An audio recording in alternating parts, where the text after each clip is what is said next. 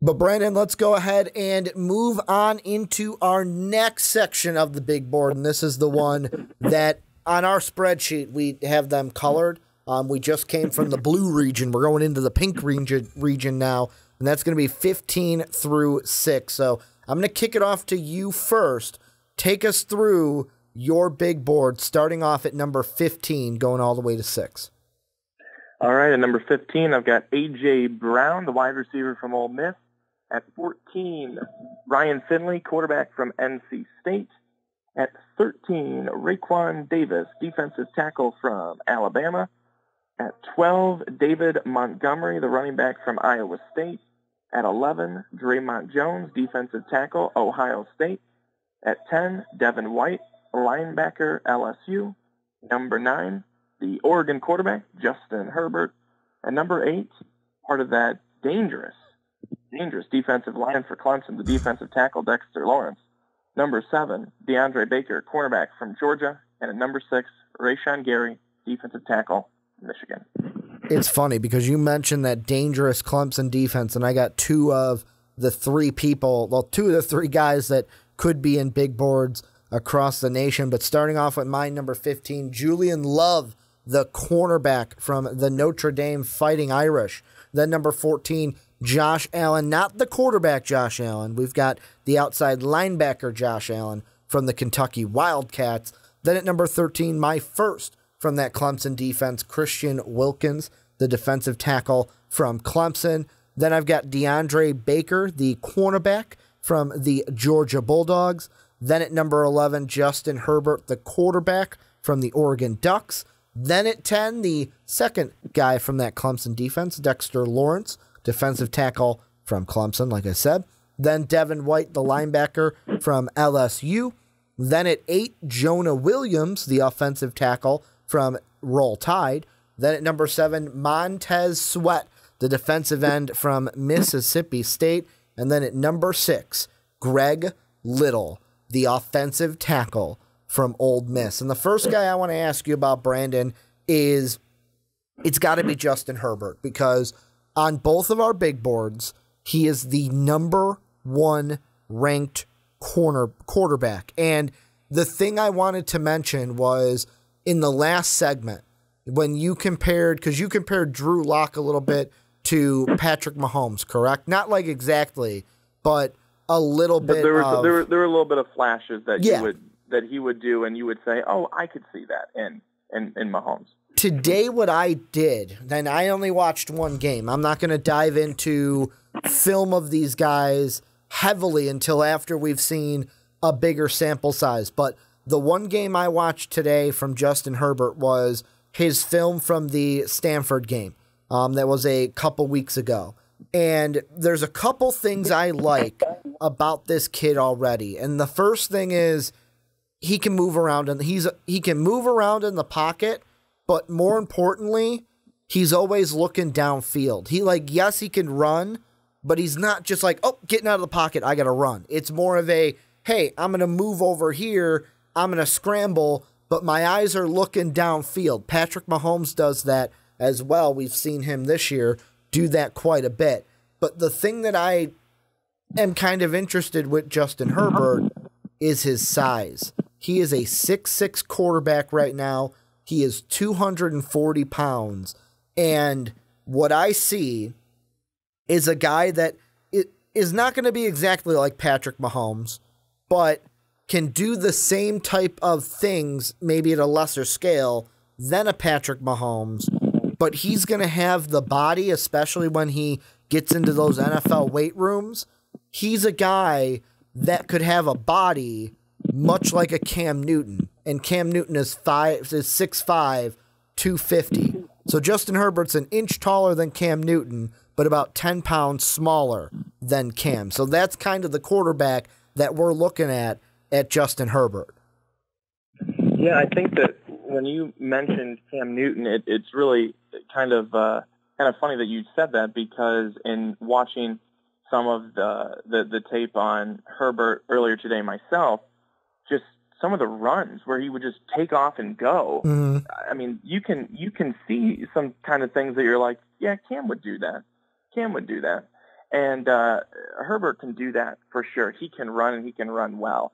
It isn't just he'll scramble a little bit. No, he'll go. He will go. So Herbert, again, I agree with you. It's his size. It's 6'6", about 231.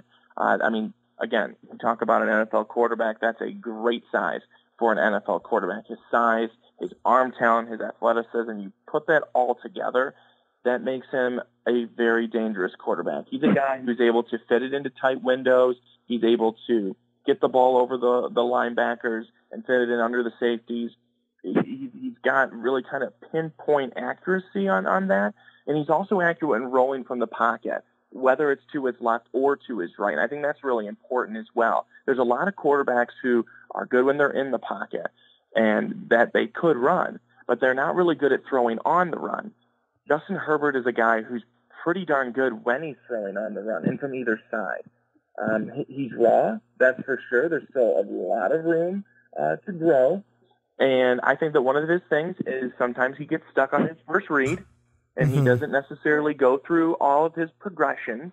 But I think that's also something that happens with a college quarterback, and you'll get better with that. That's something that's fixable. It's not a problem. It's not like, well, you're 6 foot, we need you to grow 6 inches. That's certainly not the case. It's okay. You like that first read, but they're not open. So you need to move. Instead of waiting for them to try and get open, they may never. Move on to the second one. Move on to the third one. Keep moving your eyes from left to right. That's what some of the best quarterbacks in the NFL, they do a really good job of looking right with no intention of throwing it to the right, and then going to their left, drawing the coverage to the right, and getting that wide receiver to their left open by just where their eyes are going. So I think that's something that you could probably work on, get better at. But there's a lot to like with Justin Herbert, the quarterback from Oregon. The only thing, and I'm going to bring this up as with Oregon, the only thing that he has to me to get over in a draft is when you look at the Oregon quarterbacks that we've had. I'm going to go ever since I was watching Oregon heavily, which was about 10 years ago. You had guys like Dennis Dixon. Then they didn't have many quarterbacks go into the NFL, get drafted in the NFL draft until Marcus Mariota in 2015. And even Marcus Mariota's one where, depending on who you ask, if you ask someone in Tennessee, he's their guy. He is exactly what they wanted. Maybe could be a little better, but he's what they want. If you ask someone like maybe Mark Weber, has a little bit different of an opinion on Marcus Mariota.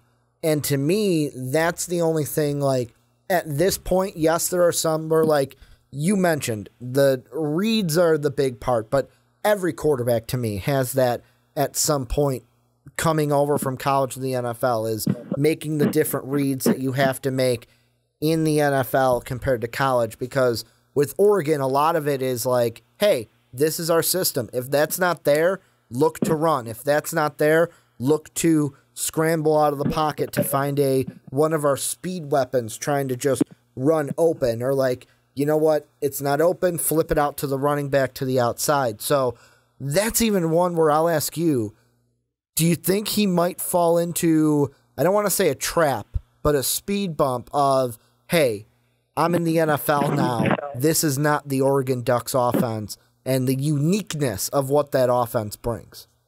I don't think so. I don't necessarily think so. I think that a guy that did that was probably Marcus Mariota. And that's not to say that Marcus Mariota is a bad quarterback. It's just to say that I think he was a little bit more built for that specific type of offense. Whereas Justin Herbert, I think that you could take him outside of Oregon, outside of the Pac-12, and he would still be a really good quarterback, and he would be able to thrive in an NFL system. Marcus Mariota, to me, that's the one guy that I look at. I know I already said it, but there's certain people who are built for certain systems, And then there's certain people who you could put them in a number of different systems and they'll be able to thrive. As long as Justin Herbert is given, I think, a good kind of weapon set to be able to work with, I think he's going to be just fine. And even if you gave him the Miami Dolphins wide receivers, I think he would still be just fine.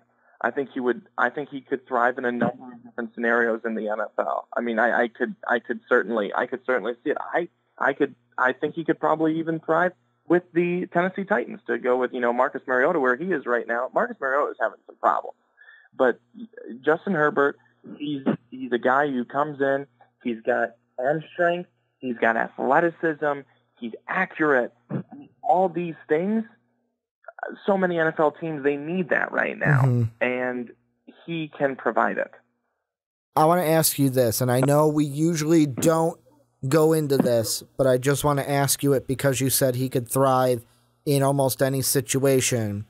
A lot of mock drafts from now until something changes, and it probably won't, looking at how this team is doing, get used to seeing Justin Herbert mocked to the New York Giants from now until eternity, or until the draft and he's actually drafted. I'll ask you this kind of short and quick. If Justin Herbert found himself in New York, could he thrive as the quarterback of the New York Football Giants? I think he could. Because what he has that Eli Manning does not is the ability to run forwards instead of backwards. I think that Eli has the run backwards and fall to child's, a position. He's got that down. But with the offensive line there in New York, which is not good, I've already made that very clear when filling in for the onside kick, is that what Justin Herbert would be able to do is he would be able to help move that offense forward. So there's nothing there. It breaks down. Everyone is covered downfield. Saquon Barkley, you're not able to get it to him out of the backfield. Maybe he's blocking for you. Justin Herbert would be able to be a guy who I think could roll left, roll right, and move the ball up the field with his legs. That's something that New York is lacking right now. They're lacking if it breaks down, if everyone's covered, if the offensive line, breaks down and there's guys coming. Eli is not the type of quarterback, and never has been the type of quarterback who's going to be able to roll out and scramble unless it's maybe, 2 yards. Justin Herbert could roll out, probably move the chains for 20 yards down the field if need be. And that's where it keeps the defense on their toes, because it's now not just Odell Beckham, not just Saquon Barkley. It's, the hypothetical of Justin Herbert then too, that you have to try and contain. So that puts a different kind of defensive scheme on types of things, and how a defense looks at going into a matchup with potentially the New York Giants like that. So I could see that being a good fit. I think so. It's always going to be difficult in New York, especially if he doesn't get off to a hot start, because the New York media will quickly say this was a bad decision. He hasn't thrown for 600 yards in his first game. Yeah, and that's just one I know that I was going to ask you, because there's a good chance that when Mark and I do our big board that he could be the number one pick taken by the New York Giants in that. I want to move over, though, to the wide receivers, because I had one in my first part in 16 through 24 where I had Marquise Hollywood Brown. You had Anthony Johnson in that region as well, but you also have A.J. Brown, wide receiver from Ole Miss, here at 15. I'm going to give you the floor. What are you seeing from both Brown and Johnson? Why'd you put them on your big board? And what are you seeing from the whole wide receiver picture as a whole in college football? Well, I'll start with Anthony Johnson, who I had at 17 on this first big board, the wide receiver from Buffalo. He had a breakout season in 2017, 76 catches, over 1,300 yards, 14 touchdowns. Tremendous deep ball guy, and those are extremely valued in the NFL. Just look at Calvin Ridley. Mm-hmm. He was a first-round pick, 26 overall, to the Falcons back here in the 2018 draft. He's 6'2", 207. That's good size for a wide receiver. And then he does a great job locating the football. Does a really good job being able to catch it over the shoulder, everything like that. Finds the ball, and that's what your quarterback wants their wide receiver to do. If I throw it up for you, go and find it, and that's what he's able to do. Here in 2018, 20 catches, 352 yards, 3 TDs. So good, modest. He probably won't get to that breakout of last year, but still a modest stats there. And then A.J. Brown over with Ole Miss, a quiet talent and a guy who I think is certainly underrated, probably because of the team that he's on. 6'1", 225, 75 catches last year, over 1,200 yards, 11 TDs. Very physical before and after the catch. He's got strong hands in traffic, and that is so important. You look at another guy who's got strong hands in the NFL, that is DeAndre Hopkins. He's got great hands. And those guys are, I feel like, premiums in the NFL, because how many guys are we talking about week in and week out? Well, another case of the dropsies for Demaryius Thomas. Another case of the dropsies for Amari Cooper. It's like, these are guys who, they're good, but a guy who can have those strong hands and hold on to those tough balls thrown, and make those tough catches, that is very important. And then a guy who's got toughness. Wide receivers who've got toughness, who are willing to go up and go into traffic and absolutely take it to some of those good cornerbacks. The guy who's going to take it to a guy like I don't know how his name is I had it, Ramsey from the Jacksonville Jaguars. Shut him up. He talks too much. Go and shut him up. A guy who's able to do something like that. The one thing I want to see from him is I would want to see him have bigger games against tougher opponents. He's had big games against some of the easier opponents, but I want to see him play well against, an Alabama, an LSU, a Georgia, something like that. That's where I really want to see him step up.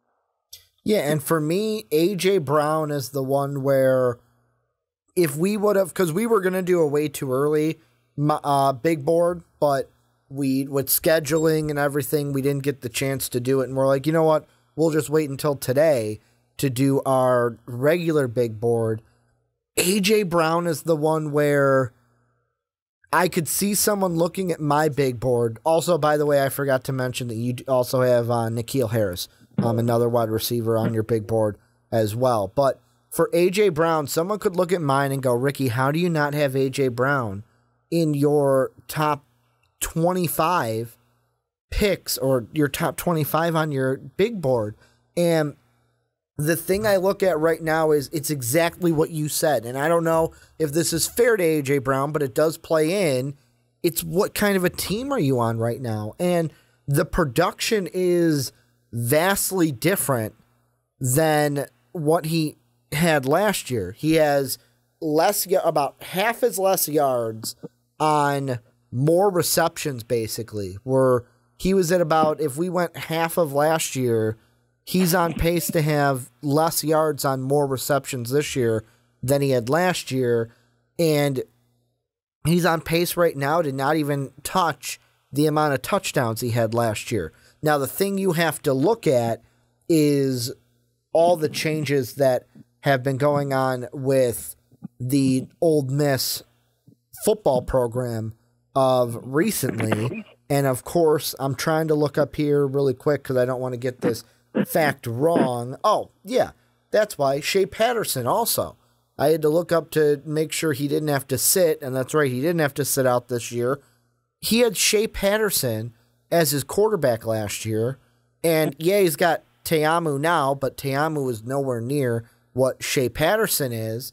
So, I mean, that's another thing that I think kind of plays in a little bit to A.J. Brown. You look at the production and you go, you know what? Why isn't it there? And maybe A.J. Brown should have cracked in to my big board at some point. But to me, I look at guys where I put Marquise Hollywood Brown on my big board because this is a guy that in the NFL, you need a big play guy. You need a guy that can go and get the big play, and he's one that can do it. In a pass-happy league, you need the best wide receivers. You need guys that are going to develop into that, and he could be one of those guys. But at the same time, I look at these wide receivers, and A.J. Brown, we already talked about with why his production isn't where it was last year. But I also look at a different guy, a guy in Deebo Samuel, who in our South Carolina preview this offseason, that was a week that Sean and I did it because you were on vacation, Brandon, and the comment section kept telling us and telling us and telling us about Deebo Samuel. But Deebo Samuel isn't having a great year as well either. He's only played 6 games. I'm looking at CBS. They have him down 6 games for 82 yards and only 4 touchdowns on 33 receptions this year. And that is the thing that baffles me of you've got 2 guys, I'm going to say Samuel and Brown, that probably should be a little bit higher on the big boards and on the draft boards, but they're not because of their production from their teams. And there's been a lot of times where I've actually had problems with that because there's a lot of times where guys are good. They can't necessarily help how their team performs. I mean, they can only in what they can do. You know, but the quarterback's not going to them every time. You know, again, they're not the quarterback, so they're not, you know, the one who the offense is kind of running through, and things like that. So I've kind of for a long time had a little bit of a problem with that. But I mean, if you look at Marquise Brown from Oklahoma, he's already matched his touchdown total from last year. I mean, he already has 7. He had 7 all last year. He has 7 right now. So I mean, that's impressive. That type of guy is really good. But then you also, maybe I hate to do this too, but then you have to look at the offense that they're in. Oklahoma, let's throw it every time Sooners, and you know, are his stats a little bit, you know, bigger because of that? When if he was in a more balanced attack, you know, is it kind of, you know, coming back down to earth? Well, and the thing I'm looking at, you said that you hate or have had a problem with the just in general of, hey, this guy, we're going to look at him a little bit differently because of his situation. The thing that I'm looking up is same thing I did in the other segment, kind of like the last guy that we've seen in this situation. And if I'm not mistaken, let me pull it up really quick. The 2015, would that have been, so 2015, that would have been the spring of 2015, that would have been the 2014. All right, they were kind of good. The year before Brashard Perryman came out of UCF, he came out, he left the team, and then they went winless. So I thought that he was going to be one that went like that. But that's why for A.J. Brown and Deebo Samuel, and I look at those guys because at the beginning of the year they were at the top of everything. Those are guys that I think once we stop playing college football games and we get to the combine and we get to individual workouts and the more and more tape that scouts dive into and that we dive into and that ESPN like Mel Kiper and Todd McShay dive into, there's going to be more and more things like, hey, you know what? We overlooked this kid. This kid's really good. And they could see their draft stock rise as the rest of the draft season kind of happens with it. But one of the things, and I know this is something that will carry over into the next segment that is unique about this draft class, is that it's heavily defensive. Like, there are a ton of really good defensive talents in this draft to where it's just going to be, all right, you rise, but how much are you going to rise, and what team, where are they going to be placed in order to get drafted? Do you have any final thoughts on the wide receivers or anything for 6 through 15? I'm good. All right, this is where you guys come in. Let us know what you think down below in the comment section. What do you think of our 6 through 15? What do you think of the wide receivers? What do you think of Justin Herbert? Let us know what you guys think down below in the comment section.